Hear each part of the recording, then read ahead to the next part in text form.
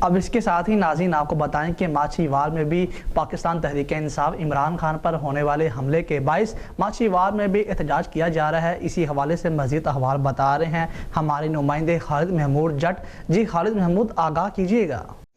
جی بالکل، نمبردار چودھری عبدالوحید گریوال، سابقہ Yossi chairman, ضلعی رہنما P T I Vehari, Asif Salman Cheema, additional general secretary P T I tehsil Vehari, Tayyab Munir Bhatti, city صدر پی ٹی آئی ماچھیوال کی قیادت میں درجنوں کارکنوں نے عمران خان پر ہونے والے حملے کی شدید الفاظ میں مذمت کرتے ہوئے اس سازش کے منصوبہ سازوں کو بے نقاب کرنے کا مطالبہ کیا۔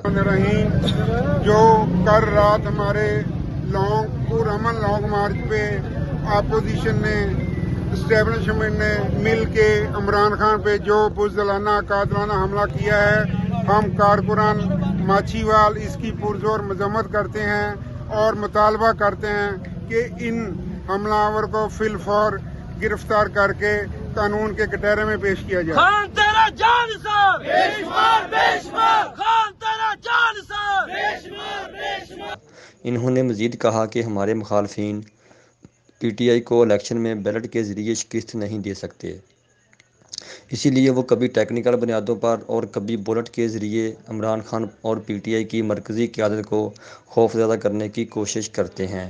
ہم ان بزدلوں کو بتا دینا چاہتے ہیں کہ عمران خان کے ساتھ پاکستان کے کروڑوں عوام کھڑے ہیں، جن کے دل نہ صرف عمران خان کے ساتھ دھڑکتے ہیں بلکہ وہ عمران خان کی کال پر ان کے شانہ بشانہ ہوں گے۔